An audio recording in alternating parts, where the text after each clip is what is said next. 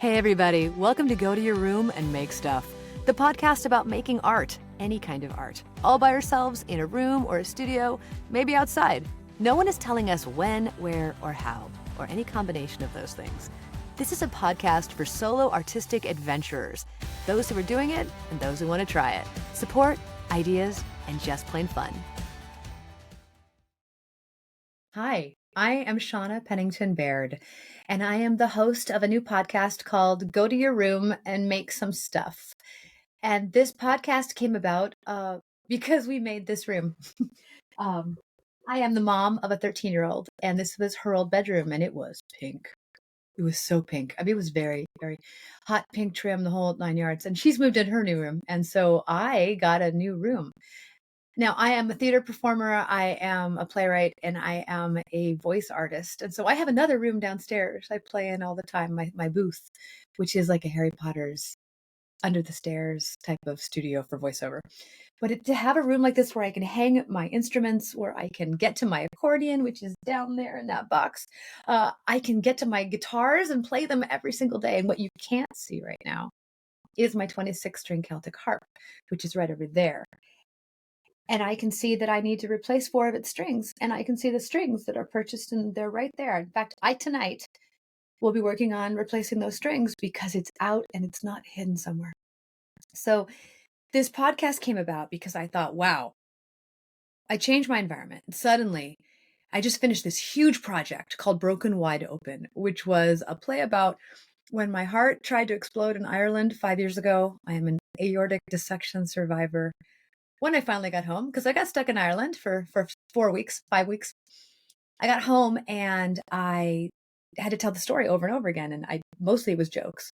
And these people at the hospital were like, this is really funny. You need to write all this down. And I went, okay. So it became a show called Broken Wide Open. And then we were going to do it in the theater and pandemic hit. So no live theater. So we rehearsed it anyway, no audience, got it on its feet. And then I thought, I'm an audiobook narrator. We could do it as an audiobook. And so we did. So I got to work with some of the top musicians in Seattle. And we put together a show called Broken Wide Open, put it on Audible, launched it all during the pandemic, made the pandemic really survivable. And then we decided to take it to the Edinburgh Fringe Festival last summer. And we had the best time. And it was great. And so we toured Ireland and Edinburgh. And then about 2 months ago, first part 2024, we did the show here in Seattle for all the people that helped support the show to get it to Edinburgh. So it's been performed here in Seattle as well. And now that project is done. In fact, there's a poster on the wall. I finished the show, did the show, I've hung the poster on the wall. And my thought was, what's next? And I thought, I really love hearing from other artists about how they do their thing. What's their method? What is the thing that gets them doing their art every single day? As a voice actor, I have to figure out how to audition every single day. That's my job. I mean, sometimes I have gigs. Next Tuesday, I will have a gig. But for the most part, I am doing my own thing all day long. And what better way to find out about other people than to interview them? So I created this crazy thing called, as a blog, it's fantastic, Go to Your Room and Make Stuff. So with all that in mind, most shows are going to have me talking about something for a while. In this case, I'm introducing the show. But I will have book recommendations or blog recommendations or podcast recommendations, what's going on in the creative space. And then we'll transition into an interview. This week, I'm so excited. We have Rob Witmer on the program. And Rob is one of the musicians that was part of Broken Wide Open. And I won't tell you how he was involved. But he toured with us over to Edinburgh and Scotland. And what a great person to travel with, in addition to do art with.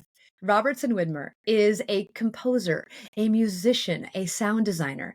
He's from Seattle, Washington, and his theatrical credits include Dracula, Romeo and Juliet at ACT, Black Beauty, The Miraculous Journey of Edred Tulane from the Children's Theater, Seattle Children's Theater, Tosca, film production, Seattle Opera, Malcolm X recently at the Seattle Opera, Comedy of Errors, Bring Down the House, Seattle Shakespeare Company, The Ghost of Splinter Cove, Children's Theater of Charlotte. He has worked with the Alvin Ailey American Dance Theater.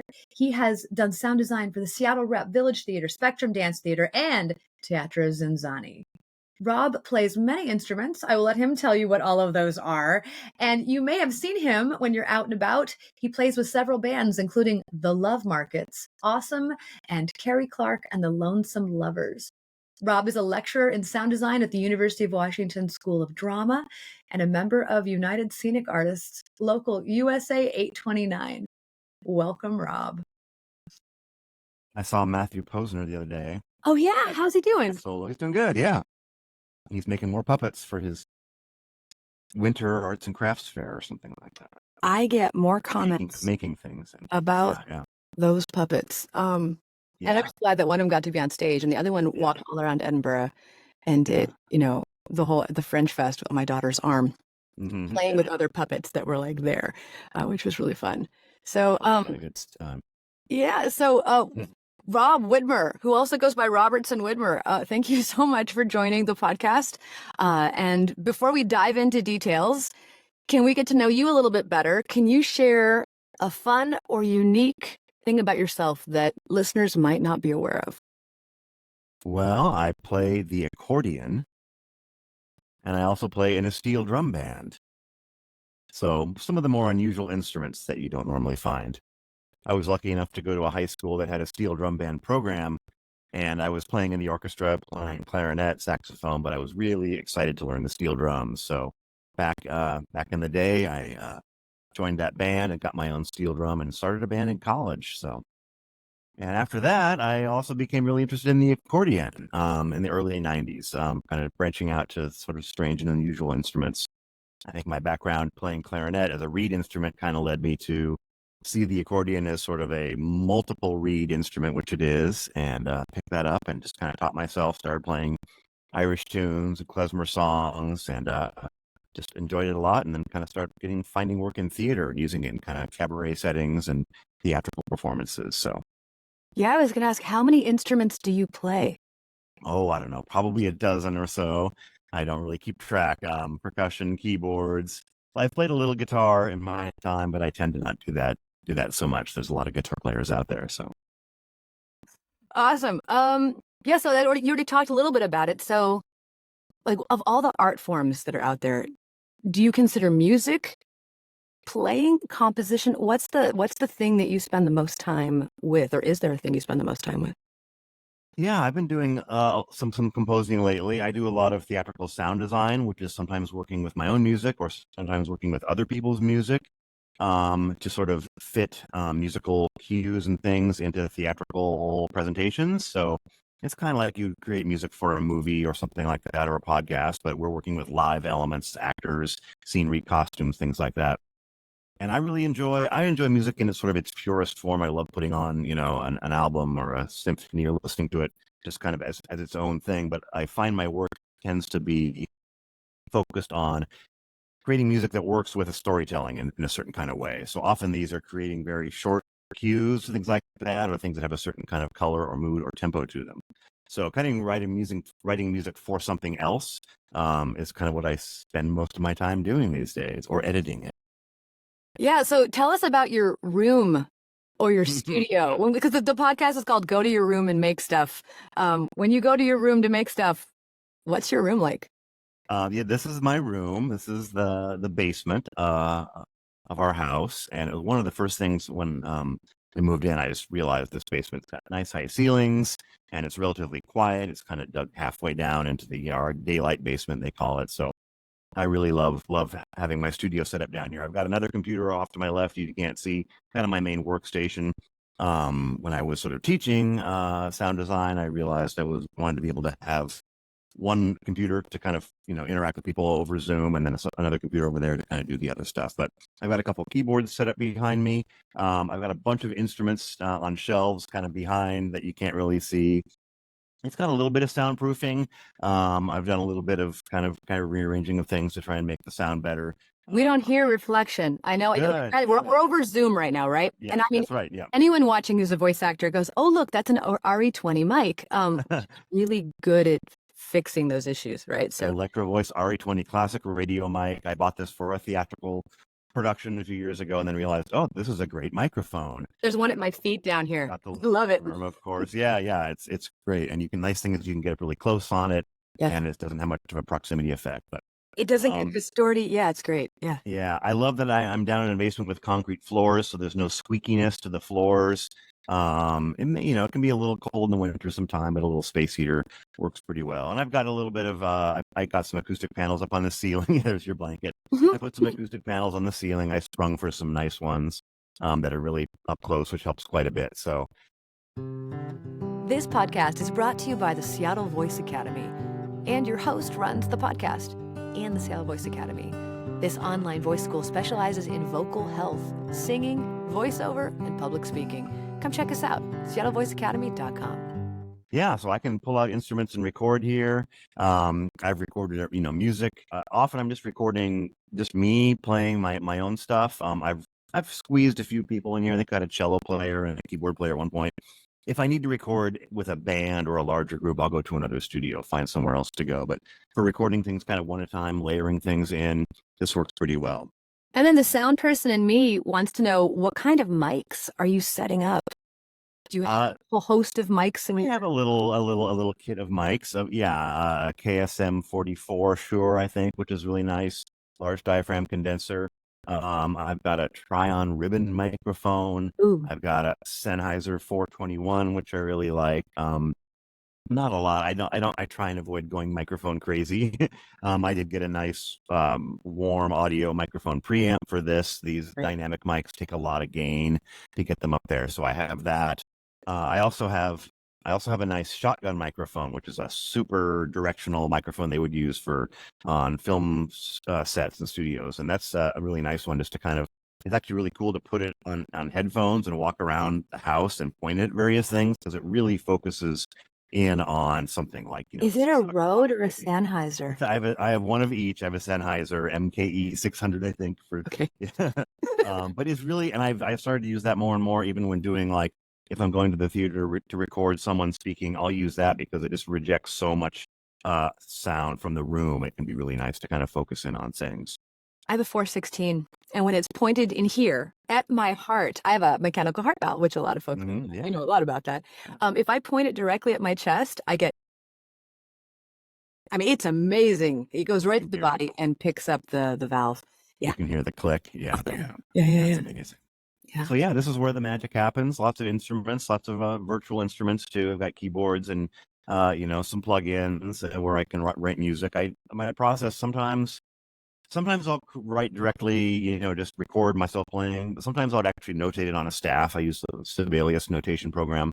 That's really useful if I'm ever going to give sheet music to, say, an actor who needs to learn a song or record an instrumentalist. So sometimes I just start with the sheet music, because I know, and then, then I have it available and I can do a little demo, send it to a guitar player or a violin player and say, hey, could you record this and send me back the real version, right? So I'll kind of mock it up with MIDI, things like that. So I don't have a huge amount of instrument samples, but I tend to kind of buy them as I go. I bought a really nice upright piano sample for a play I'm working on right now. So I like a combination of synthesized elements and real instruments. I think it gives some depth to it. Unfortunately, I play a lot of real instruments which are kind of more unusual, like clarinet, accordion, saxophone. Those things can really breathe a lot of life into some sort of synthesized background, in other words. So I have to ask, with the accordion and just the amount of noise and just the amount of like sound waves coming off of it, does it ever get stuck in the room? Like, do you have to have bass traps and things set up? I'm just curious. Not too much. I haven't had too much problem in this room. Okay. Yeah, I've got a lot of stuff on the walls, which helps. Right, breaks it all up. Yeah. The clutter actually works to my advantage. I think with the accordion, it's a very mid-rangey instrument for the most part. So some of those reeds really kind of have that kind of nasally kind of quality, which allows it to really kind of cut through and sing in a certain way, but kind of with close miking, I have to be a little more cautious about that. Like, am I favoring certain frequencies too much? Because as the reeds are set up on the accordion, they're actually, they're arranged in space. So if you put the mic where the mic goes, of course, has a lot to do with the sound you're going to get. And on the left-hand side of the accordion, are the bass notes and chords. So sort of lower sounds, but again, a lot of overtones, things like that. There's key noise, bellows noise, but that's all part of the charm of the instrument, right? So I try not to obsess too much about like having super clean, pristine sound, because I know that some of those things are important, and it gives us a sense of life in an instrument track, just like in a vocal track. How Yes. if you edit out every single breath, it sounds very unnatural, right? Right. Like, Right. how is that person not breathing? They're not adding it. The AI voices, they're adding breath now. Oh, And fry. I heard glottal fry on an AI voice. oh. It's like, wow, so humanish. Yeah. Yeah, I'm really proud of the making a room where you can put all your things and see it. Because one of the things I did, I hung a lot of the instruments, but I have an accordion, and eventually I'm going to come take classes with you. I'm just glad it's out. Yeah. Because when you see it, you don't have to go search for it. My accordion was in a closet for like the last 3 years. And if you put it in the closet, you just don't get it out and play it. And Yeah. wow, I mean, that's where it's, I mean, you have to keep it well dusted. And this is where I still need to learn, how often can it be out? How often do I need to have it? It's on its feet. I mean, I make sure when it's stored on the feet.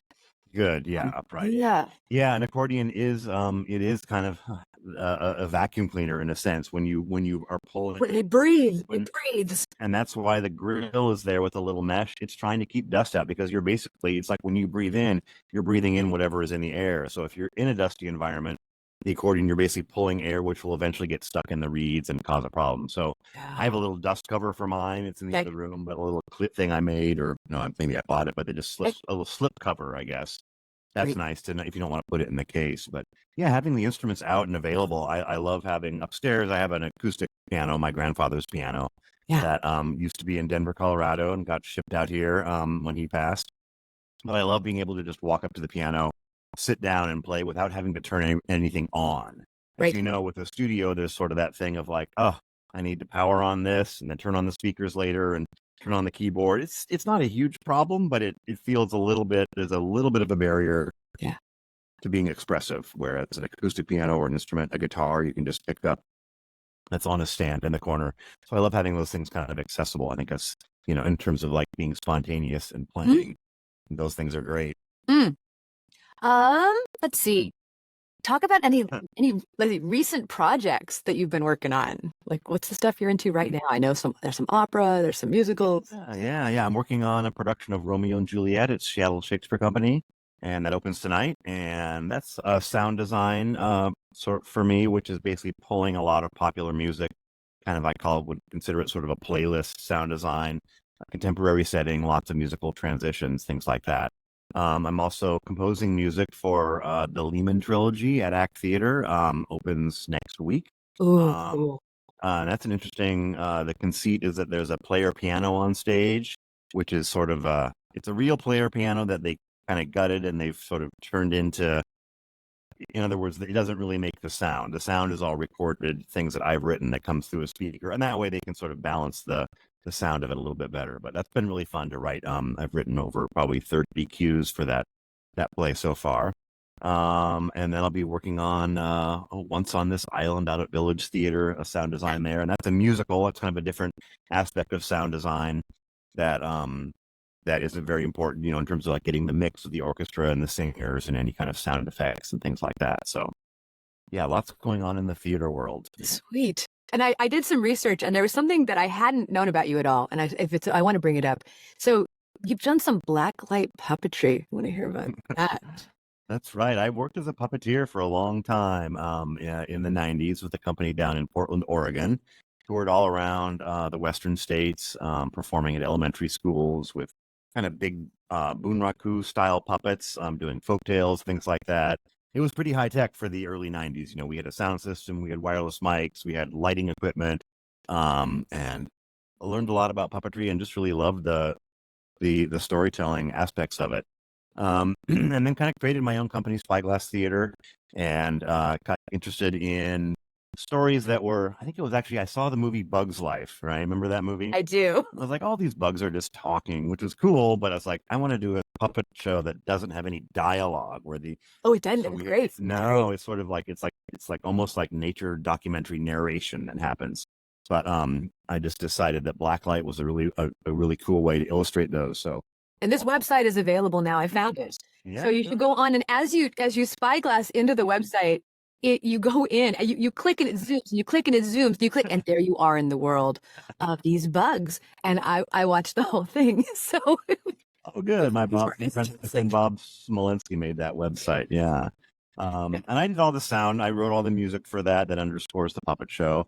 And we've toured that to schools and festivals and things like that. And it's fun, with performers dressed all in black velvet, which absorbs all the ambient light. You basically turn off all the lights and have ultraviolet black light illuminating the puppets, which glow in the dark, kind of like those dark rides at the theme parks. right. So the bug show led to another show called Scuba, super cool underwater blacklight adventure, which we also toured quite a bit. Haven't The performed scuba it in a while. diver, I have to ask you yeah. about this because I was a diver Yeah. for years. Yeah, you're a diver. Yeah. My thought was, did they do it underwater? And then I got real interested because I've done underwater pumpkin carving, but I have not done puppetry. Yeah. Well, the blacklight puppetry works really well for floating things around. Okay. So the performers disappear in front of a black backdrop.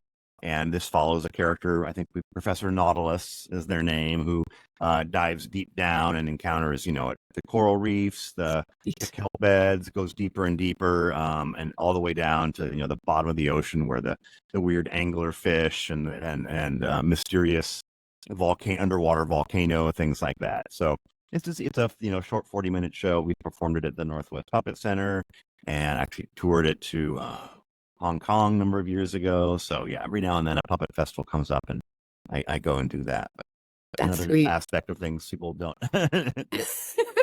That's awesome. That's totally cool. Okay, here's some odd questions. Has anyone ever said exactly the right thing to you to get you where you are today? Oh boy, that's a great question.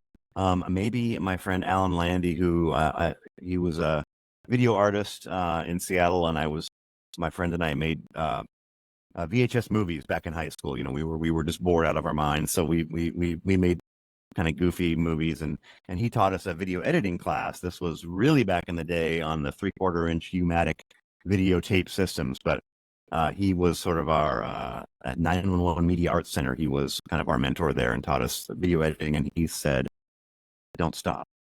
That was his advice to us as high school kids, right? Here's this like cool avant-garde artist telling us as high school kids to not stop making art, basically. So I would say that was definitely inspiring. Oh yeah, thank you. Right. That's great I think that's great for all of us, and Yeah. I love that. On the other side of that, Yeah. on a bad or discouraging day, what do you do? And do you have something that helps you turn it around? Just don't feel like going to the booth that day or whatever. Yeah, just don't. On the mic. I love just going outside and working in the yard or the garden, and I oddly get a little satisfaction out of pulling weeds.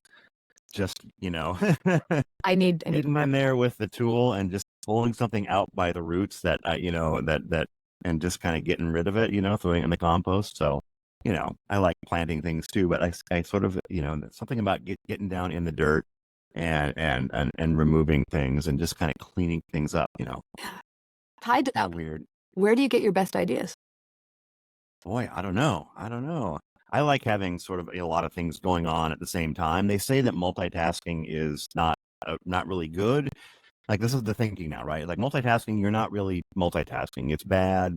You're cheating yourself, But in terms of like, especially playing instruments, I love playing something on the accordion, and then I'll go upstairs and play the same thing on the piano or something like that, right? Yeah. Because I feel like it gives my fingers a break and works my body in a different way, which I think is important. I think sometimes people who play one instrument can develop, repetitive stress or things like that. So I like going to a different instrument and stretching different things. Also if I'm working on a project, if I'm working on some puppets and I'm painting them, well, at some point they need to dry, and I'll walk away and let them dry, and I'll come over and work on another part of the show. So I feel like I do multitask. Maybe I'm not, but maybe it's just I think you're okay. Things going on. There's a book, and I'm gonna put it in the show notes, because there's several books I've been reading right now, but I'm pretty sure this one comes from one called Show Your Work. And he said, great artists multitask and have multiple projects going on at all times, which keeps the brain firing in all those different creative ways. which is a little different than all the people listening to this who are also doing their homework, which is totally fine. But I think that's the homework. That's the multitasking. We're like, well, how are you talking to someone and you've got 3 things on? Although the younger generation, from my watching, tend to do more of that. More multitasking, or or it's just there's something else on in the background that gets them in that the flow state. Mhm. There's multitasking, there's flow state, and I think this kind of gets back into flow state if you are on the piano for a while and then you switch to puppetry, because I find myself doing that too. Mm-hmm. I have multiple projects going on, kind of. Which ones am I working on today? Exactly. Yeah. Right? I'm often working on several projects at once and kind of bouncing back and forth between those things. I feel like I do get some, sometimes I was working on a production of Dracula, writing music for that, and a production of Black Beauty at the Children's Theater at the same time. Very different shows, right? But there was something that kind of connected them in a weird way. And so it's like, what 2 shows am I working on? And is there a line that kind of connects those? So I feel like I get some inspiration from that. Yeah, of course, listening to music. I think a lot of people are inspired to write, listening to music, things like that. I love putting on, music, at the gym or in the car and listening to things and then getting an idea for, oh yeah, that's kind of the rhythm I want to hear in this piece, something like that. So definitely, I love being influenced by other things and borrowing from other things as well. Awesome. Um, Yeah, yeah. go ahead. what advice do you have for young artists? So, Mhm. and what about adults who are just so maybe it's not an age thing. What advice would you have for new artists? Oh, I would say don't be afraid just to kind of get started, just to jump in and throw a bunch of things at the wall or on the table, whatever it is. If you're, um, you know, making something visual, get all your materials together and just start working. And don't be afraid to kind of edit. I think a lot of people could learn from, in terms of like how to create. It's like sometimes it's just taking things away, right? Like, it's all just sort of arranging and architecture, right? There's 26 letters in the alphabet and there's, 12 notes, like keys in the piano. So it's just how you arrange them, right? So, we'll restrict yourself. Maybe I'm only going to play on the black notes in this, or I'm only going to use words that do this kind of thing, or, or I'm going to, put all these materials, fabric swatches on here and realize, oh yeah, I really don't, that color doesn't work. Pull something away and see what you're left with. So I feel like editing is really can be self-editing is really useful. Yeah. And I sometimes go back to an exercise I did in college where take this is by sort of related to audio production, take a 5-minute song or something like that, put it into GarageBand or whatever you're using and edit it down to 30 seconds. Like keeping the integrity of that piece of music or even a bigger piece of music is like, right, like take the first movement of a symphony and turn it into a minute, right? So what about that can you retain and edit it down, that still tells the story, that still has the ups and downs and the arc of that, but maybe just sort of shrinks it a little bit, right? Right. So interesting idea, Oh, I that's think we've cool. all seen movies or plays where we thought, well, I could have probably cut 5 minutes out of that, right? An hour, or But I yeah. think editing is an act of creativity as well, right? And you must do that with podcasting all the time or interviews. You get a whole bunch of stuff and you're going to go find what's the important thing there. So pulling things out and rearranging them, that's a creative act as well. So don't be, if you don't know what to start with rearranging something else. The show you and I worked on was revamped, edited, and shortened 4 times. Mm-hmm. Yeah, and that was broken wide open. And that was where it wasn't long to begin with, but there was so much to take away. It's kind of like clay. It's like, well, that wasn't necessary. Let's get rid of that. Oh, that doesn't forward the story either. We can get rid of that. There's no need for this. And then occasionally I'd want to cut something. And I think it was Dave, who's, sound person, also wonderful bass player. He's like, no, you can't cut that song. Yeah. Okay. No, we won't. But less is more sometimes. Yeah. And I'll do that. I work that way in terms of sound design for theater shows. My tendency is to offer a lot, right? Yeah, there could be a sound here. There could be a piece of music here. How about this? Almost to sort of right. overshare ideas. And that's just my personality, I guess.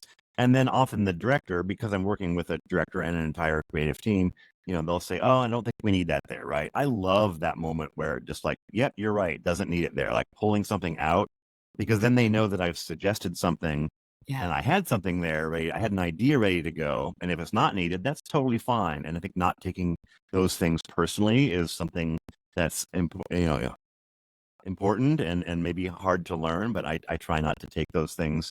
If I've written a piece of music and I say, I think this is great for this moment, and it's like, no, I don't think we need it there, or it's too much. Like, I try not to take that personally, right? So along those lines, for people who've been doing art for a while, do you read reviews? Do you care about likes on social media? How do you handle that stuff? I do. It's hard not to read them, I guess. I'm definitely conscious of the fact that many of the performers in the shows don't want to read them, so I'll be careful not to share things. Yeah, I'll admit it's great to read a review that maybe happens to mention the sound or the music. They rarely do. Um, uh, Have you had to deal with 1 stars? Have you had to deal with the social media? A lot of audiobook narrators, like the worst thing is you've done the book, you do the social media, you put it out there. There's 700, 4 stars, 5 stars, and then you get that one star. oh, that must be. And that's the one you think about the most. How do you deal with that? Well, I try to put my name on those books. I try to not put my name on those books. Right. So then I don't care because my name isn't on it. And I go, oh, wow, that's 1 star. I am one of those people years ago was told, don't read the review because we had 100 shows to do. And the review wasn't necessarily, I never have read it. I've written it in my mind. That basically he said she should have been selling car insurance, not singing on stage. Oh. So that's sad too, because maybe if I'd read it, it really wasn't that bad. But I did learn to read them later. Because that same show, the other artist, a year later. A year later, I was doing a show at the Bathhouse. And I did read the review. Everyone's like, Shawnee, you need to read this review. It's phenomenal. And I read it. And he didn't review the other person in the show as well. Like, he was a little off. And his performance changed. It changed for the next 86 shows. And so my lesson from that was, I can read them when they're over. When the show is over, then, okay, I'll get a good look at it. And I think there's probably a bunch of schools of thought on that. And I'd be curious to have a director on and ask that question. To be like, do you change the show based on a review? I don't think you should. Supposed to be saying, no, that's a big no. And all the years I did theater, absolutely not. Yeah. In the world, it's also a danger, I think, not just reading a negative review, but I think sometimes even a positive review read or interpreted the wrong way can sort of lead you down the wrong path. If there's a review that says, "Oh, Rob was so great, he sang so loud," is that going to make me sing louder, right? That's the good part of my performance. I've seen that, and then overdo it, right? So it's like even positive feedback can sometimes be detrimental. Somebody said, throw out the top ones, throw out the bottom ones. Everything in the middle is probably kind of close, or maybe don't worry about any of it and just do art. That's a great way of thinking about it. Yeah. I don't remember who said that to me, but I loved it. I was like, okay. Now, critique is a different thing. Let's say that's different from criticism a little bit, right? Yeah. Like I think, especially teaching, working and critiquing each other's work. But I don't know if you do that with your students, but here, how can we talk about this? Let's listen to what this thing you did and say, yeah, I really like this and this and this. I thought you could have done more of this and this. So constructive criticism, I guess, as opposed to reviews. I think that can be very helpful. I do find it's sometimes harder to get students or young people to kind of think in those ways and to offer up honest opinions and feel safe. I feel like there's a lot of, I don't know, maybe just tendency to sort of like not want to open up or worry that you're going to say the wrong thing.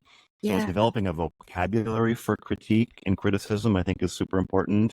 And especially with sound and music, it's so hard to come up with words to describe sounds. Like, how would you describe that sound, right? Oh, it's crunchy, it's shiny, or but we need to figure out words. It's helpful to figure out words that help us talk about those kinds of things. So that's an important part of in voiceover. There are several workout groups that are designed for that. You go and you have to direct each other, which is sort of, if you're brand new, you might not be great at either performing and or directing. And so you're like, oh, it's great, I have nothing else to say. And in those workouts, that's when you learn about that communication. Does that exist in any way in the music world? I mean, there's jam sessions, but that's a little different. A slow jam at Dusty Strings is not the place for that. Yeah. Structured feedback from music is a fascinating thought. I can't think of any off the top of my head. Yeah, I mean, unless you're working, with a band leader or someone who's very like at the top of their game, who's like, hiring their side people and really kind of, and this exists in the jazz world, I would say, Okay. but a lot of just like people coming together to jam, like you say, or bands. I would guess that there's, that's pure collaboration, and there's often no real leader. Maybe someone's more of a songwriter than the others, but like, does that mean that they have, say over how things are done? I mean, you can look at all sorts of examples in the, from the Beatles to, everywhere to Miles Davis, about how different bands were worked and how a certain personality in that band was either a strong leader or too strong of a leader. Etiquette in music is a tricky thing. Yeah. And how do you learn that etiquette? I think you learn it by doing it, or having a great mentor. Great mentors can teach etiquette. I think it's always good to sort of try and work with people that are at a higher level than you are. So try and find your way into groups that are maybe of, professional, whether it's theater artists or musicians, things like that. It doesn't mean you can't go jam with, just your friends or things like that, but trying to sort of always, work with the best, if you can, or at least be in a room with them and see how they, how they act. Cool. Thank you for today. Is there anything that we didn't talk about that you want to bring up? Gosh, I don't hit enough things. Yeah, we did. This has been great. Rob, if people want to find you, do you have a website? I don't really have a website per se. I have some stuff up on somewhere called Reverb Nation, which is some samples of music I've done for shows. I was really like jamming on the MySpace days. Remember when that was more like an audio player and you could put your tracks in on MySpace? It was a musician thing, and then it was another thing. I know there's SoundCloud. I just haven't had enough time to sort of get stuff up there and maintain it. I probably should, if you know any website designers. But do you feel like you need it? How does most of your work come to you? Yeah, that's a great question. I'm very lucky. I was born and raised in Seattle. I've lived here all my life. I've got a long history, just in this area, and been lucky enough to just sort of get work from word of mouth. So I tend to sort of just one thing leads to the other. So I've never really had to have like that calling card. Occasionally someone like out of town asks for a sample of my work, and I certainly send them things, and I have things posted. But it's not like a big flashy, here's my website, here's all my music, you can come listen to everything. So I probably should. I don't know. I don't know. I think people who are coming and are new onto the scene and don't have that wealth of connections, I think these days having a website is a very good idea if you're new. But I would also, because in voiceover we recommend, because there's a lot of people in voiceover, they don't have websites. Are you kidding? They've done 150 TV shows. You can find them on IMDb. They're agent. It's just they don't bother. That said, but they've been in the business for a long time, right? So yeah. And these days, having a website's a good idea. They can hear your samples. A lot of the younger people hiring, as we all get older, one of the first places they go is your Insta. I can't even say it. Is Instagram, or I just can't. I can't be cool. They're gonna head. For me, a website is with some social media links on it.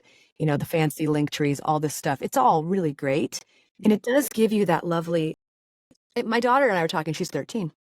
She loves to be able to go on to the people she admires and listen to their backlog of work.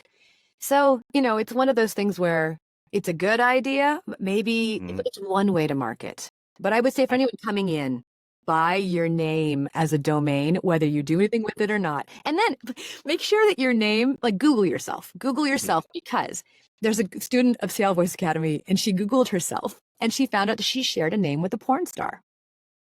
A very successful porn star. Yeah. And no, she did exactly the right thing. She changed her name to a shortened version of the first name.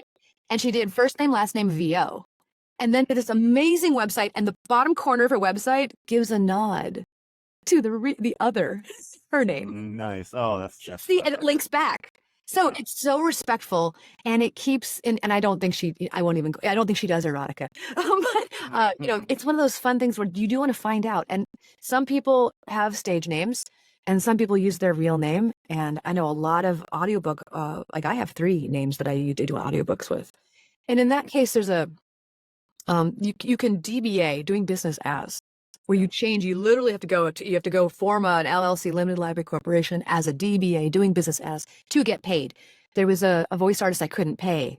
I had to redo the check because they didn't do that step and couldn't deposit the check. So if you're going to do voiceover, music, anything under another name, and you're not being paid through a third party, like some of the publishers will just pay you anyway, you have to set up a DBA to get paid. Yeah, I've done that for Spyglass Theater as well, because who is Spyglass Theater? Well, it's essentially me, but it needs to have that DBA. That's right. I think a website is super important, whether it's that or it's music on SoundCloud or things like that, but some way to have things out there. And I do have that.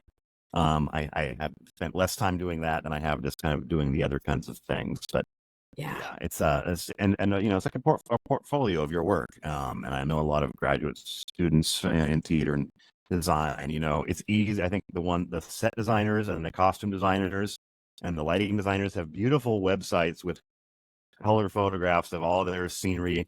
And I think a website is really great for something to look at, and it can be very striking. Audio is always harder, audio and music, because you have to kind of sit down and take the time to listen to it, and plus a lot of the work I do, if I'm doing music, it's sort of a little more ambient or esoteric. It's not going to sound good on your phone, right. So sometimes it's only a part of that whole art, right? Part of it, right? Yeah. This little tiny, tone may be really effective in context watching a production, but just hearing it just on your headphones, it's like, what is that? What does that doesn't make sense? So I feel like some of that stuff I don't really need to put out there. People can kind of come find me if they need to. Well, Rob, thank you for your time. Thanks, Shauna. This was super fun. All the things, right? So I totally appreciate it, and I won't keep any longer. So I'm going to go ahead and I'm going to say thank you. Hey, everybody. Thanks for listening to Go to Your Room and Make Stuff, the podcast for artists of any kind who want to make art by themselves. Be sure to subscribe to our podcast in all the places where you find podcasts. Find us on social media. And if you ever have any artists you would like to see featured, please let us know. Now, go to your room and make stuff.